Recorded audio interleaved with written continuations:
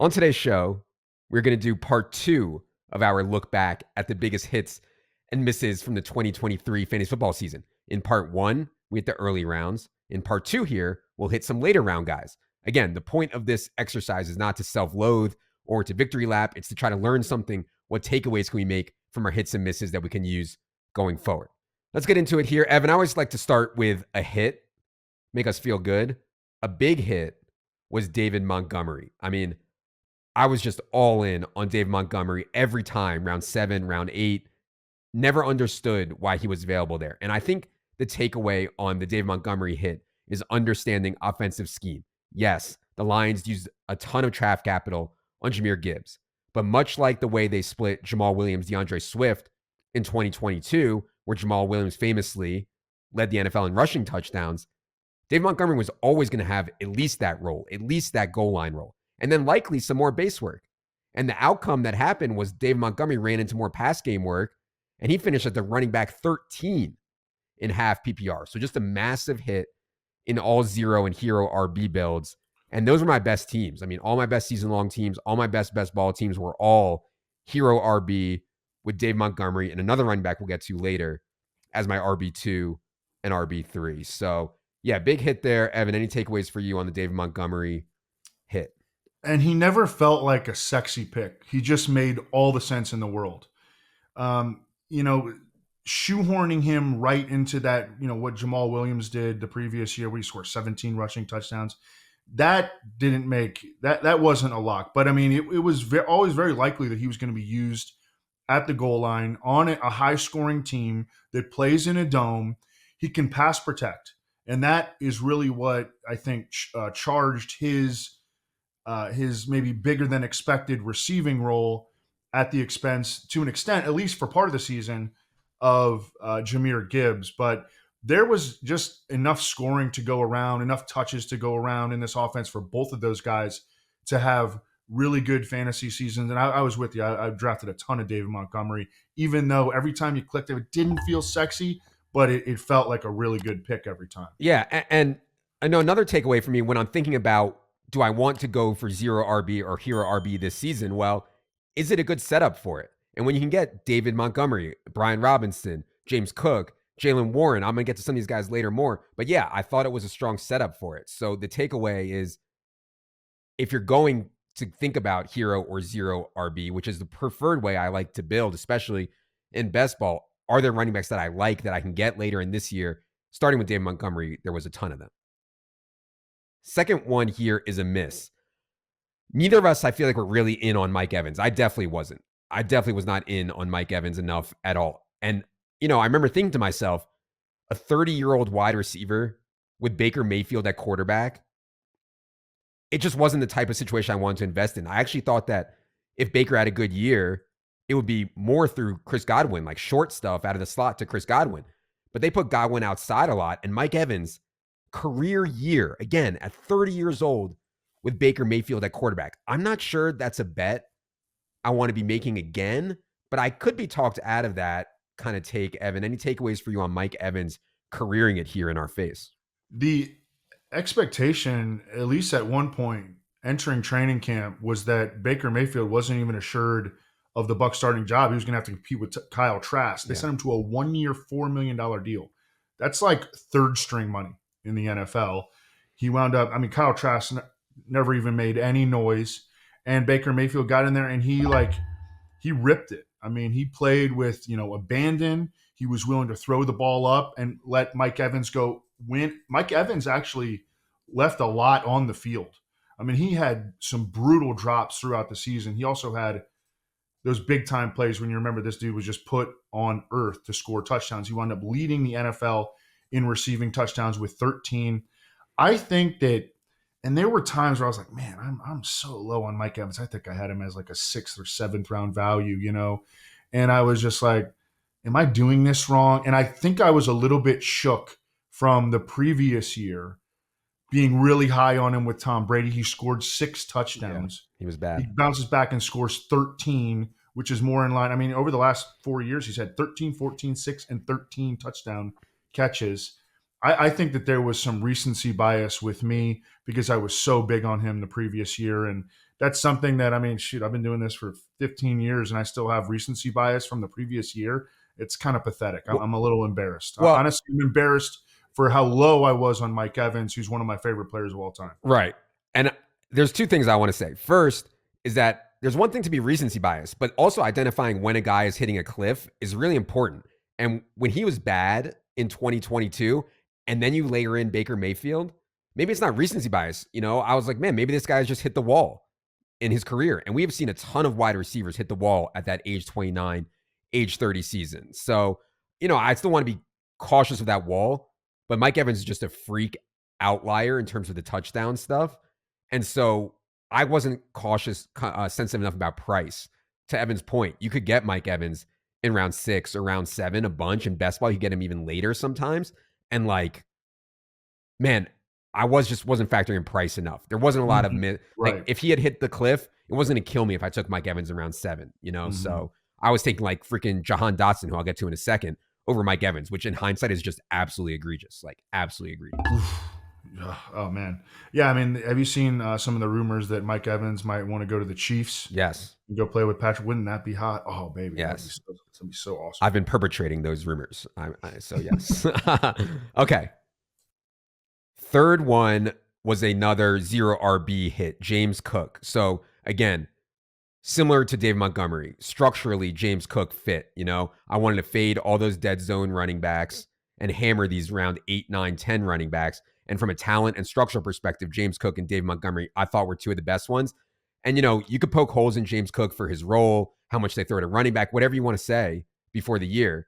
The bottom line was you're getting a talented running back in one of the NFL's best offenses in round 8, 7, 8, 9. To me, that's the takeaway. Late round running backs in good offenses. And it was such a lock that the Bills would have a good offense, or at least a reasonable one. They didn't even have that great of an offense this year, but at least they had a good, reasonable offense. And that was kind of a floor outcome. And so just close my eyes.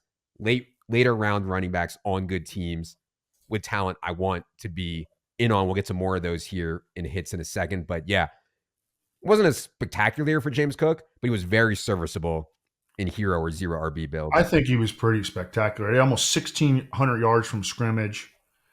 I mean, he was a great call. I remember you were big on him. I could never get myself to the point that I was really, truly big on him because I kept doing what you mentioned, just poking holes in him. And that was, Josh Allen at the goal line. Mm-hmm. How much are they really going to throw the ball to him? I didn't know exactly quite how good he was. Damian Harris, I thought, was going to be a much bigger factor. He got hurt. Yeah. But James Cook, I mean, he's really good. He only scored 2 rushing touchdowns. He did have 4 as a receiver. But as I mentioned, it's almost 1,600 yards from scrimmage. And he's really efficient too. 56% rushing success rate and average 5 yards per carry. I mean, he's a baller. No doubt. All right. Speaking of ballers, a miss for both of us was being out on James Conner. And, I'm not just out on James Conner in season long and best ball. James Conner shoves it down my throat in DFS too. It's painful. James Conner just constantly outperforming what I think he should be able to do. He goes over 1,000 rushing yards and 9 total touchdowns in just 13 games. Honestly, not sure how. Old running back on a team I thought would be the worst in the NFL. That's not a bet I want to make, but he was so cheap, to get a guy who can touch the ball 20 times a game in the 9th round is crazy in today's fantasy football. And maybe similar to Mike Evans, I should have put some of my age bias aside and been it's so cheap here. Even if James Conner is a fail, it's probably still okay in round 9. It's not the way I like to play fantasy, but maybe I need to start thinking about that a little bit more with some of these older guys. Evan, any thoughts on James Conner shoving it down our throat yet again? Yeah, he's a guy that I often have a blind spot for as well. I want to say, was Leone drafting him? Someone was drafting him. Maybe Herzig. Yeah. Somebody was taking a lot of them, if I recall correctly. He had arguably the best season of his career. He had a career high in rushing yards. He averaged 5 yards per carry. He was active in the receiving game. Before the season, I mean, I think the consensus almost was that the Cardinals were tanking and that Kyler Murray might not even play a snap. Mm-hmm. And those both proved to be very false. And James Conner was, the engine of their running game, of course, and had a really, really great, hit a great year. Yeah. Sticking with running backs that hit in the Hero Zero RB builds or just as sleepers, both of us were big on late round Dolphins running backs. Evan and I on Achane and Mostert, and I actually took a bunch of Jeff Wilson too. And I think the takeaway here is important. Backfield ambiguity on good offenses. Like we thought this offense was going to be very good. Tyreek was a major target for us. Jalen Waddle didn't work out as well, but he was a major target for us too. The only reason the running backs on the Dolphins went so late was because we didn't really know how they would split it between Achane, Jeff Wilson, and Raheem Mostert. And the takeaway for me isn't like, oh, well, I knew Raheem Mostert was going to score 20 touchdowns or whatever. It's in managed leagues, especially on good offenses, take the running backs and figure it out later. Take Achane and Mostert and Wilson, figure it out later. And you don't have to wait long to figure it out because Mostert and Achane were both awesome right out of the gate. So yeah, Evan, any takeaways for you on the Dolphin stuff hitting in a huge way? Looking back, I can't believe these guys were available so late. Yeah, I tried to stay higher than consensus consistently on Devin Achane because I kept hearing like really good things. Like this dude was just blinding in practice. We knew he ran friggin' 4.32. His highlights are incredible. He is an awesome receiving back, and he was such a perfect fit for what Mike McDaniel wants to do offensively, get the ball in the hands of the speedy playmakers, and just an awesome fit. And so, I mean, he won a lot of money in DFS, and Mostert was an every week starter from the get-go, leading the NFL in rushing touchdowns. Yeah, both just absolute steals where they went. Yeah.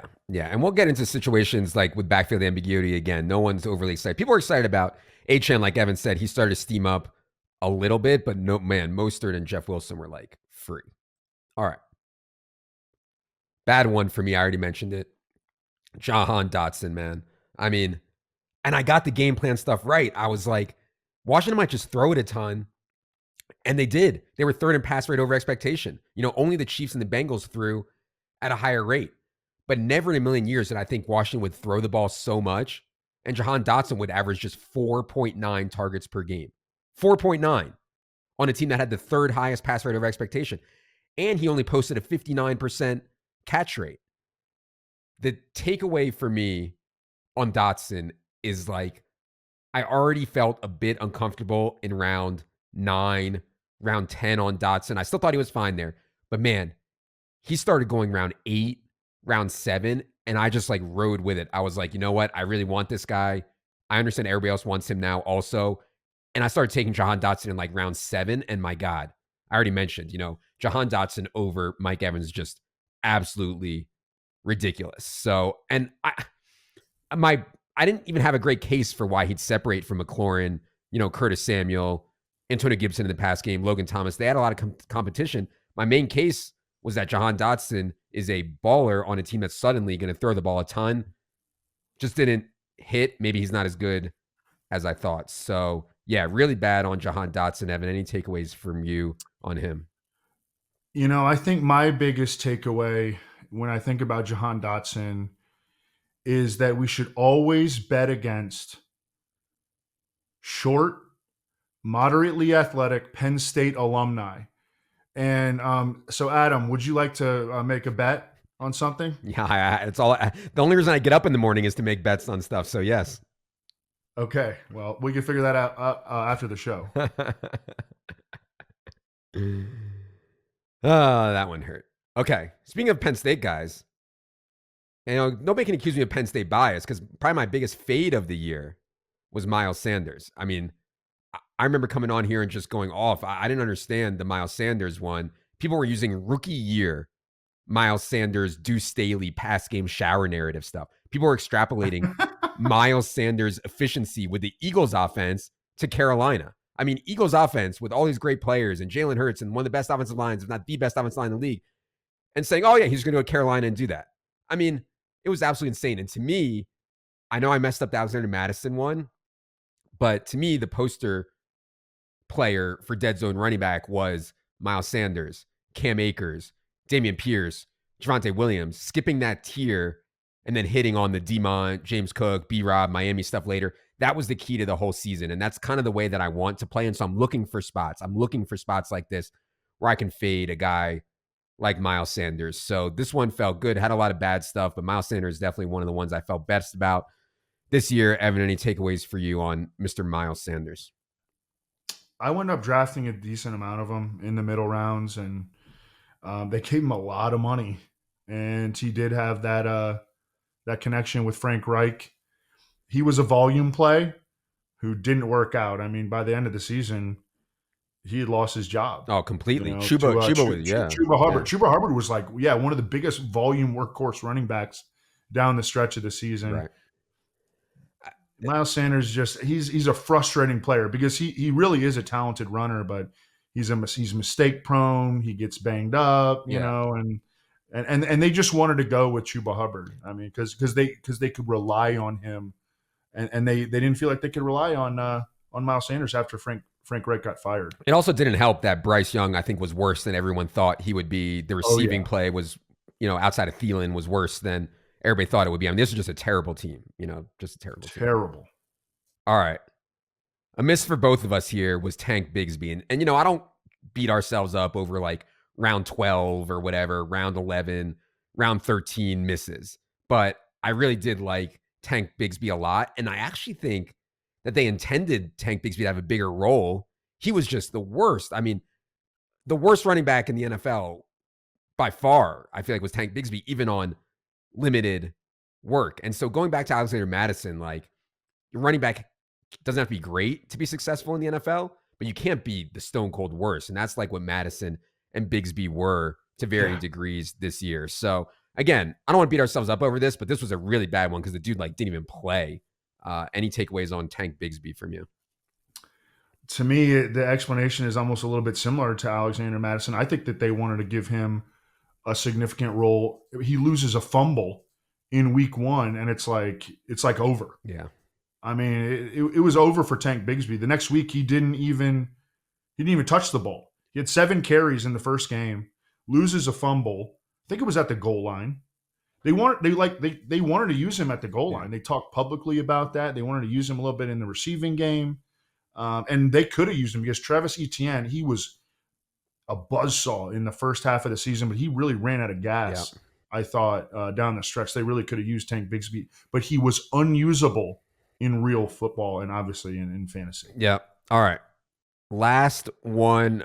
Actually, 2 more to hit here. First one was a great hit for Silva, especially because of what this guy did down the stretch. David Njoku finished at the tight end 7 as the tight end 7, but in the fantasy playoffs, I mean, this guy was the MVP. And maybe if Flacco doesn't get under center, maybe Njoku doesn't go off like he did down the stretch, but man, oh man, what a huge hit for David Njoku, especially because Mark Andrews got hurt. Travis Kelce wasn't great. And so David Njoku was like the tight end that you needed, kind of along with Laporta. So credit to Silva, who was on Njoku when we did that show. I believe it was our favorite pick in each round. Silva's favorite pick, I believe he said round 8 or round 9, was David Njoku. So, Evan, any takeaways for you on hitting on the mid-round tight end in Njoku?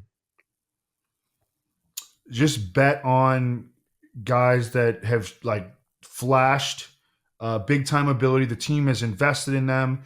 David Njoku was a player that came into the league very, very raw. He was not even of legal drinking age, I don't believe, when he was drafted, and it kind of took him a while for everything to click. But he's become an every down tight end, one of the best tight ends in the league, and his price wasn't at all exorbitant.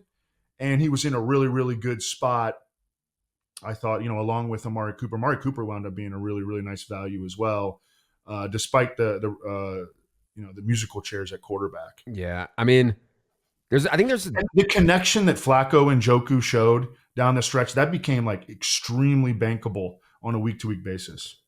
Yeah, I think when teams re-sign their own players to massive contracts, it's different to me than going out and signing Miles Sanders to a massive contract. I think that's a really good point. But, sometimes that works the other way. They gave DJ Moore, a huge deal, and it was his first year with the team. You know, I'm just saying this massive athleticism at the tight end position that David Njoku has, and the team has seen enough of it to give him a huge contract. A lot of these tight ends can't even have 20 fantasy points in a game without touchdowns. David Njoku can, you know, and that I think is pretty rare. All right, last one here.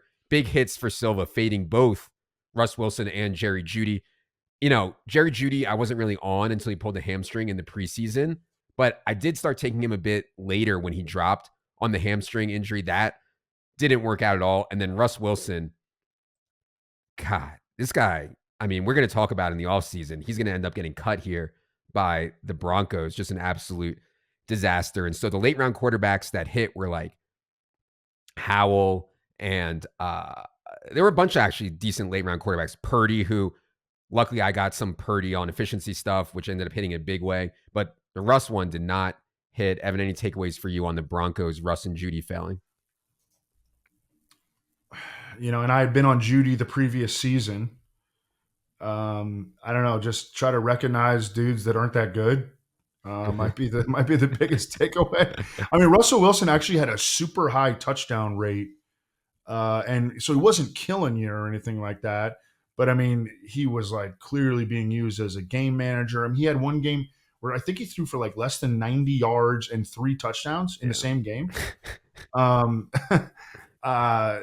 You know, but so he kind of teased you with the touchdown numbers, but I mean, you know, wound up getting benched at the end of the season. And Jerry Judy just, I think I'm ready to get just say he's just not very good. Yeah. Yeah. All right. I mean, Steve Smith told him he's not very good. I know. That was my favorite things of the season. Love Steve too. Smith. All right.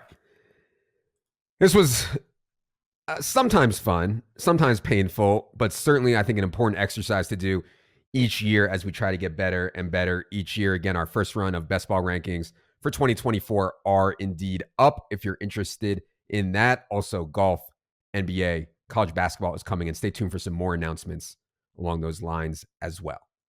For Evan, for producer Luke, for producer Ryan, I am Adam. Good luck, everybody.